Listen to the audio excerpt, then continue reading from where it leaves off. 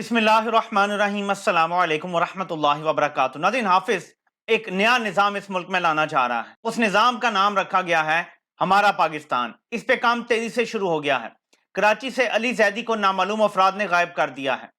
लाहौर में तहरीक इंसाफ का एक वर्कर वकास अमजद, उसका भी कोई अता पता नहीं है कि वो कहाँ चला गया है। काफी घंटे हो गए हैं, उनके घर वालों को भी पता नहीं है वो कहाँ हैं।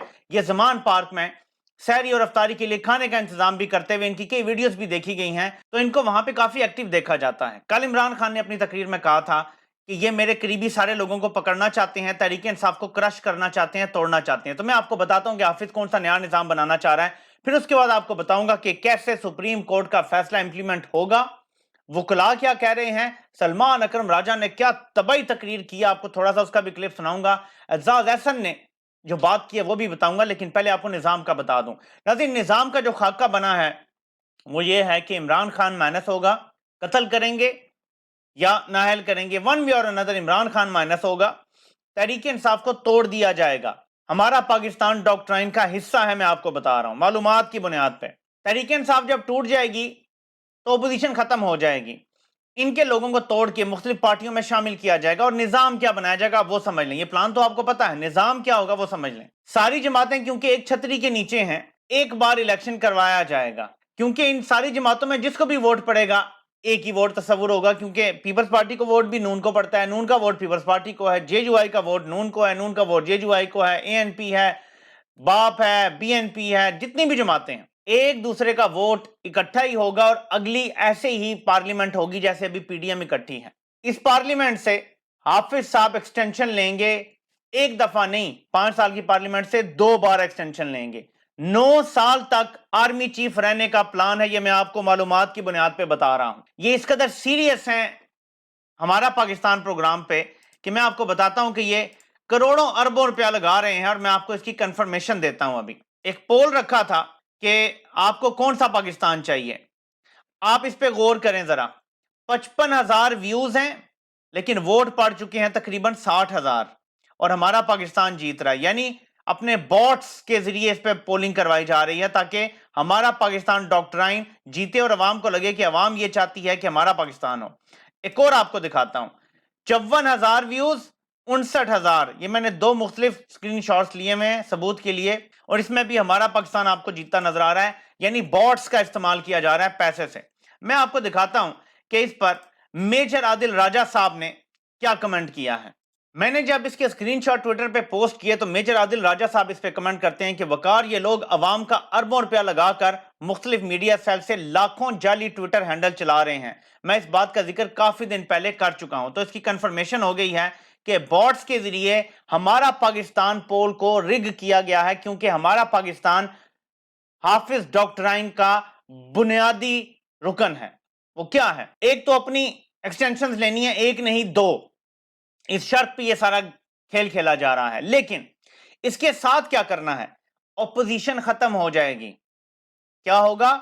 मुल्क से ऑपोजिशन खत्म हो जाएगी। मतलब इस इलेक्शन के बाद दोबारा तहरीक इंसाफ को तोड़ने के बाद जो ये इलेक्शन करवाना चाहते हैं, दोबारा कभी अवाम के पास वोट मांगने के लिए नहीं जाना पड़ेगा। इस मुल्क पे टोटल मिलिट्री टेक ओवर होगा और सियासतदान सिर्फ फ्रंटमैन का किरदार अदा करेंगे। आप वोट मांगने नहीं जाएंगे, कोई वोट देता है तो दे, नहीं देता तो ना दे।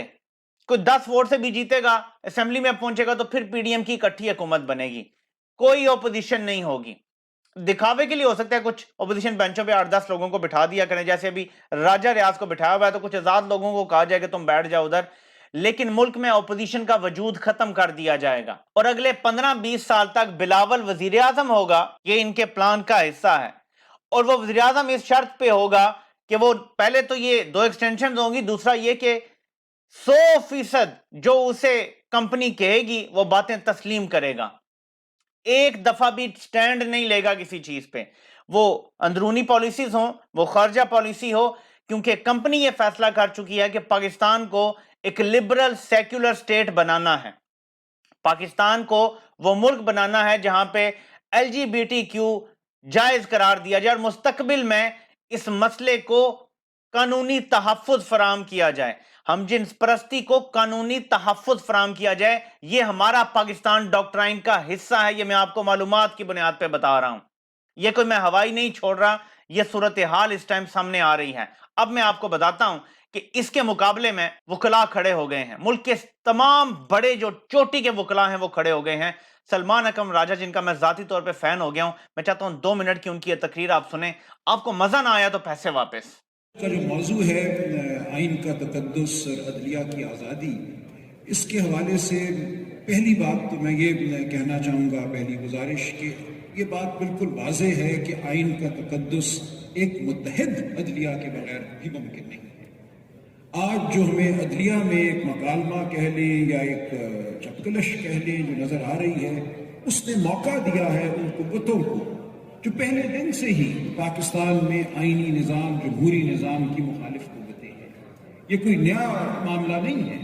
پاکستان کی تاریخ ہمیں بتاتی ہے کہ ایک بنیادی تضاد ہے, اس کو چیئرمین ماؤ نے اپنے الفاظ میں کہا تھا, the principal contradiction. وہ ہمارے ملک میں یہی ہے کہ کیا اس ملک میں جمہور کی آواز کو آواز سمجھنا ہے اور اس آواز کو طاقت کا سرچشمہ بننا ہے یا نہیں بننا. جمہوری اور غیر جمہوری رویے شروع دن سے برسر پیکار ہیں اور آج بھی ہمیں یہی نظر آ رہا ہے. آج جو کچھ ہم دیکھ رہے ہیں یہ ایک سطح پہ تو شاید سیاسی قوتوں کے درمیان جنگ ہے, لیکن اس کے پیچھے بالکل واضح ہے کہ وہی قوت کا فرما ہے جو چاہتی ہے کہ اس ملک میں اگر جمہوریت کا کوئی سانچہ, کوئی حیولہ قائم ہونا ہے تو اس قوت کی مرضی سے قائم ہے. وہ قوت یہ سمجھتی ہے کہ سرخ لکیریں لگانا اس کا حق ہے. کس کو ہم نے سیاست میں رہنے دینا ہے, کس کو ہم نے پارلیمان میں رہنے دینا ہے, کس کو ہم نے حکومت میں رہنے دینا ہے, یہ سمجھا جاتا ہے کہ ان کا استحقاق ہے. اصل میں یہ جنگ جو آج ہم لڑ رہے ہیں, یہ جنگ وہی جنگ ہے جو تمیز الدین نے لڑی تھی. یہ وہی جنگ ہے جو ہم سے پہلے بہت سے لوگ لڑ چکے ہیں, اور یہ جنگ ہمارے بعد بھی شاید جاری رہے گی. ہمیں اعادہ کرنا ہے کہ اس ملک میں ہم جمہوریت کے لیے کھڑے ہیں اور جمہوریت ہمارے آئین کا بنیادی تقاضا ہے. لہٰذا یہ کہنا کہ 90 دن اگر گزر گئے تو پھر کیا ہوا, میں کہتا ہوں آسمان گر گیا, کیونکہ 90 دن صرف 90 دن نہیں ہیں, وہ ایک آئین کی بندش ہے. اور اگر آئین کی بندش کو ہم ایک کھلواڑ سمجھتے ہیں. کچھ ایسی قوتیں ہیں جو سب کچھ کنٹرول کر رہی ہیں. جمہوریت کی یہ لڑائی ہے, یہ لڑائی پہلے مولوی تمیز الدین لڑ چکے ہیں, ہم وہی لڑائی لڑ رہے ہیں. بالکل واضح انہوں نے کر دیا ہے. کچھ اور لوگوں نے بھی کھل کے بات کی ہے کہ یہ سیاسی لڑائی نہیں ہے. ایک صاحب نے تو, مجھے ان کا نام ابھی بھول رہا ہے, بہت زبردست بات کی ہے کہ جو سارے کہہ رہے ہیں کہ سب کو بٹھا دو, مذاکرات کروا دو, کہ مذاکرات میں سے 2+2 5 نکلے گا. آئین بالکل واضح ہے, آئین کے اوپر کوئی کمپرومائز نہیں ہو سکتا, کوئی مذاکرات نہیں ہو سکتے. آئین پر عمل کرنا پڑے گا, اس کے بعد مذاکرات ہوں جو بھی ہوں. یہ تو انہوں نے کہہ دیا. اعزاز احسن نے بھی 2 ٹوک کچھ بات کی ہے, وہ بھی ذرا سن لیں. اور اس وقت یہ بڑے مطمئن ہے کہ سپہ سالار ہمارے ساتھ ہے, پر میں کہتا ہوں اگر یہ آرڈر سپریم کورٹ کا رہے, کوئی دنیاوی طاقت نہیں ہے جو اس کو ڈیفائی کر سکتی ہے. The Supreme Court has to be obeyed and we have to support this particular effort. اگر لکھ دیا ہے کورٹ نے اور عمر عطا بندیال نے کہ الیکشن 14 مئی کو ہوں گے, تو الیکشن 14 مئی کو ہوں گے.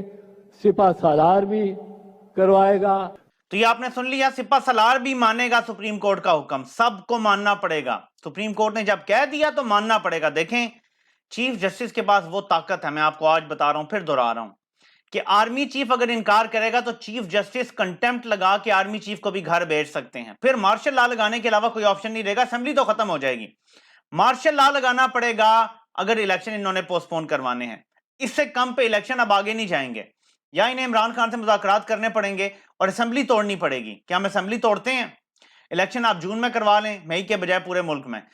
یا وہ ہوگا یا ملک میں الیکشن ہوں گے, تیسرا کچھ نہیں ہوگا. اور اسی لیے یہ عمران خان کے قریبی لوگوں کو پکڑے ہیں. Back to my first point, Tehreek Insaf کو توڑنے کی کوششیں اب تیز ہونے جا رہی ہیں. عمران خان پہ حملہ اب پھر دوبارہ سے ہوگا, جان پہ بھی ہوگا, ان کو گرفتار کرنے کی بھی کوشش ہوگی کہ اگر اور کچھ نہ کر سکے تو کم از کم الیکشن کے دوران عمران خان کو گرفتار رکھیں. ان کا پہلے پلان یہ تھا کہ عمران خان نے جو ٹکٹس دینے ہیں وہ انٹرویو نہ کر سکے عمران خان. انہوں نے تقریباً کافی سارے کر لی ہیں اور باقی بھی وہ کر لیں گے جب تک یہ شب خون ماریں گے. تو پنجاب کے ٹکٹس انہوں نے الاٹ کر دینے ہیں. یہ اس سے روکنا چاہتے تھے عمران خان کو کہ غائب کر دیں گے, ٹکٹ عمران خان دے نہیں سکے گا, پھر وہی پیسے چلا کے غلط لوگوں کو ٹکٹ ملیں گے اور اس کے بعد ساری گڑبڑ ہم گیم ڈال لیں گے.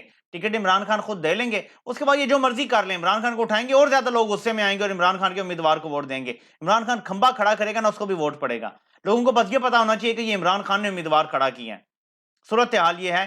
اس لیے یہ جو ڈاکٹرائن ہے حافظ کی, ہمارا پاکستان ڈاکٹرائن, یہ بڑی خطرناک ڈاکٹرائن ہے. میں آپ کو وارن کر رہا ہوں, یہ پاکستان کو توڑنے کی ڈاکٹرائن ہے. اس کو ہمیں رد کرنا پڑے گا, کیونکہ ہمارا پاکستان نعرہ بڑا پیارا ہے. یہ ہمارا نیا پاکستان ہوگا. کیوں؟ ہمیں پرانے پاکستان میں جو لا لیسنس ہے وہ قبول نہیں ہے.